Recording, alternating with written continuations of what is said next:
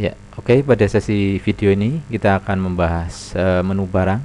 Ya, menu barang ini adalah bagian dari kegiatan utama seorang kasir atau ketika kita menjalankan usaha di sini. Nah, manajemen produk istilahnya atau manajemen barang yang akan kita jual di toko kita. Nah, untuk manajemen barang di sini ini kita bagi ke dalam beberapa fitur menu. Ya, yang pertama itu ada proses input data barang. Nah, proses input data barang ini eh, ibaratnya adalah kita akan menginput data melalui proses pembelian. Contoh, hari ini kita akan menginput barang yang barusan saja kita balik ke supplier. Nah, maka kita pilih nama suppliernya siapa. Ya, misalkan kita pilih nama suppliernya ini, alamatnya Majenang misalkan. Nah, kemudian bisa kita tentukan juga petugas inputnya siapa. Nah, kemudian kita klik tombol input di sini. Nah, untuk tombol input di sini bisa kita klik input baru atau bisa juga scan barcode di sini. Nah, nanti kalau kita pilih scan barcode di sini berarti itu namanya reorder. Ya, jadi perlu Anda ketahui di sini untuk input data itu ada dua kategori. Yang pertama adalah data barang baru, yang kedua adalah data reorder. Nah, kalau reorder itu berarti ya repeat order istilahnya. Nah, misalkan kita nginput data yang benar-benar baru di sini.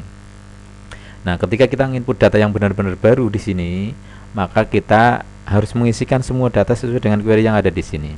Yang pertama adalah kodenya. Nah, untuk kode ini nanti kalau bentuknya produk-produk yang ada di produknya ada barcode-nya, maka kita bisa scan barcode-nya. Scan set, maka otomatis akan muncul kode barcode-nya seperti itu, ya. Kode barcode itu berlaku nasional, jadi nggak sama ya. Nah, kalau produknya ada barcode-nya, jadi kita cukup scan saja maka akan masuk kode-kode seperti itu. Tinggal kita masukkan namanya apa, ya. Nah, masalahnya sekarang tidak semua produk itu ada barcode-nya. Nah, dalam hal ini kita akan mencontohkan menginput data yang nggak ada kode barcode-nya.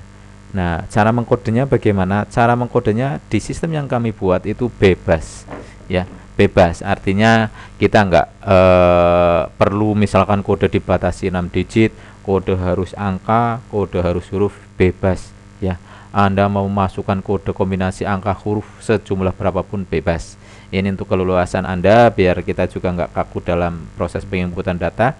Kita support juga dengan yang kode misalkan 1 untuk apa, 2 untuk apa, belakangnya untuk apa dan seterusnya itu juga bisa. Mau yang bebas singkatan juga boleh, ya. Singkatan juga boleh. Misalkan kita mau nulis tisu merah, ya, tisu merah misalkan. Atau tisu ukuran M, berarti tisu M atau tisu XL misalkan. Itu bebas lah. Itu untuk kode itu pembeli nanti akan lebih paham sendiri, ya. Namanya kita beri nama di sini tisu ukuran XL, ya. Apa itu? Tisu ukuran XL apa itu? Ya, ya asal aja ya. Ya, atau mereknya tisu merek XL di sini. Ya. Jenisnya apa di sini? Jenisnya ada tisu di sini. Nah, kemudian rak ya. Rak di sini untuk memudahkan kita dalam pencarian. Misalkan kita menggunakan manajemen planogram yang tertib, ya. Tisu ini ada di rak A. Saving berapa? Saving nomor 2. Ya, berarti kita kasih kode A2. Rak A, saving nomor 2, kolom nomor 4, A24 misalkan. Tapi kalau yang nggak mau ribet, ini boleh dikosongkan raknya, nggak masalah. Nah, kemudian ada batasan limit. Limit ini di sini adalah untuk menjaga agar apa? Agar stok kita itu aman, ya.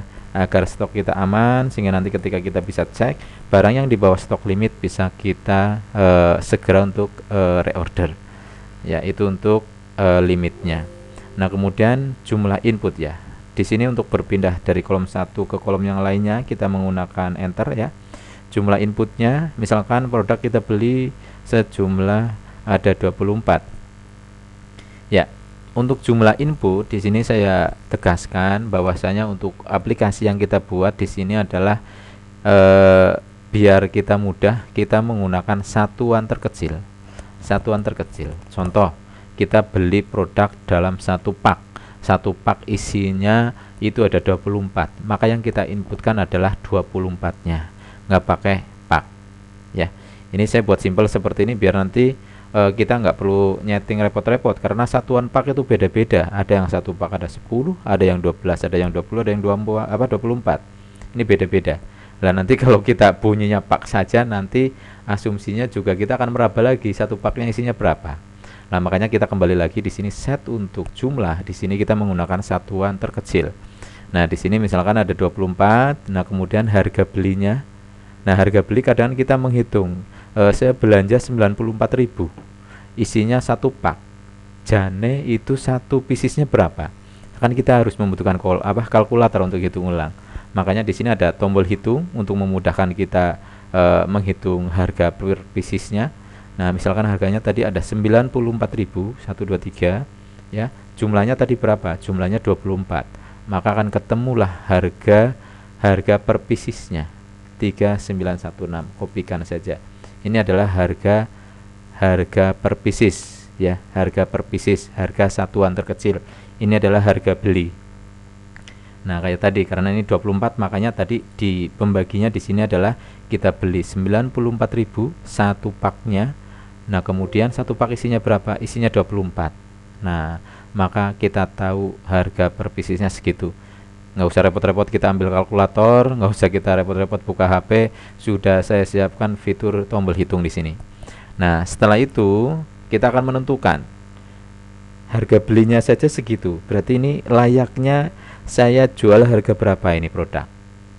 Nah kalau yang sudah terbiasa dengan jualan mungkin dia akan lebih paham. 39 ini oke, saya jual seharga 4.500 misalkan.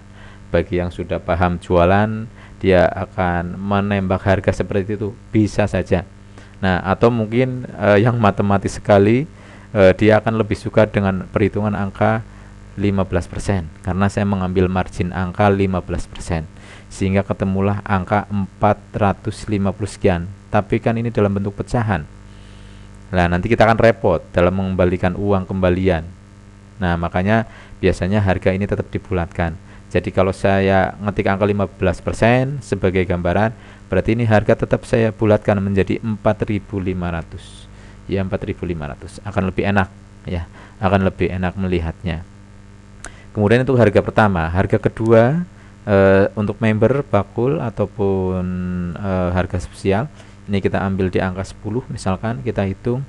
Oh angka member itu di 4.300 sekian. Oke, kita bulatkan saja 4.300 ya, artinya nanti kalau pelanggan yang belinya 1-2 pieces kita kasih harga satunya. Nanti kalau pelanggan yang khusus member atau beli dalam satuan box ataupun pak, nanti kita bisa kasih harga di harga duanya, bisa kita tambahkan sampai level harga 3, harga 4 ya. Jadi multi level. Oke, nah begitu di oke, maka sudah tersimpan di sini barangnya ya. Stok awalnya kosong, stok inputnya tadi kita 24. Nah kemudian harga belinya segini, kita jual segini, harga duanya segini ya. Nah ini untuk proses input data barang. Nah ini kita coba lagi. Itu kalau kita nginputnya yang pertama itu adalah barang baru.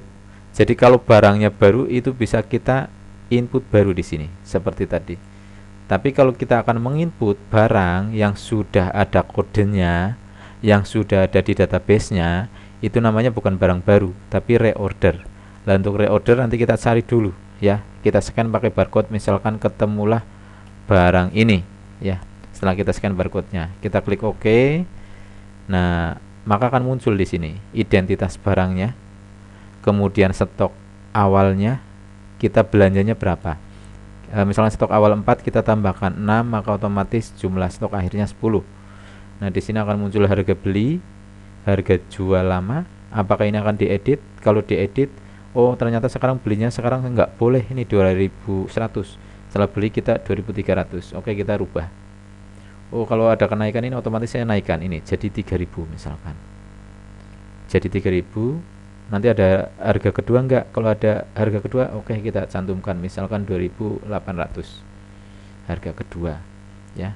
Angka ini persentase kita abaikan saja. Jadi yang menjadi acuan kita adalah harga belinya sekian, kita jual sekian. Nanti kalau ada member atau pelanggan atau dalam bentuk jumlah banyak, kita kasih harga kedua, ya. Harga ketiga, harga keempat, terserah Anda. Mau dimasukkan juga boleh, dikosongkan sampai level 2 aja juga nggak masalah. Oke, ini adalah proses penginputan barang belanjaan kita. Kalau data barangnya sudah ada di komputer, pakainya reorder. Ya, oke. Saya klik tombol simpan, maka data yang tadi sudah saya inputkan bisa dicek di sini. Ya, bisa dicek di sini. Tadi kayak semacam tisu XL, ya, tisu. Nah, ini sudah ada tisu XL. Ini barang yang kita inputkan tadi 24, harganya sekian, sudah masuk, ya. Bisa kita cek lewat menu data barang di sini. Berarti barang tersebut sudah sukses diinputkan. Nah, kalau kita kaitkan dengan master data pembelian di sini, ya, yang kita udah bahas di video sebelumnya, ini kalau kita cek di sini untuk proses pembelian kita hari ini ternyata ada tisu dan Nuvo, ya. Jadi si user dia nggak tahu ternyata aktivitas menggunakan aplikasi ini terekam di sini. Makanya ketika di nota kita belanjanya 10, ternyata sama kasir sama user di inputnya cuma 8, ketahuan. Jadi jangan khawatir, ya. Ada rekam digitalnya. Rekam digital bisa dicek di mana? Bisa dicek lewat menu master data barang. Jadi kita lebih aman, lebih safety. Jadi kita nggak takut si user salah input atau mungkin sengaja salah input datanya. Oke, ini untuk data barang, proses input data barang.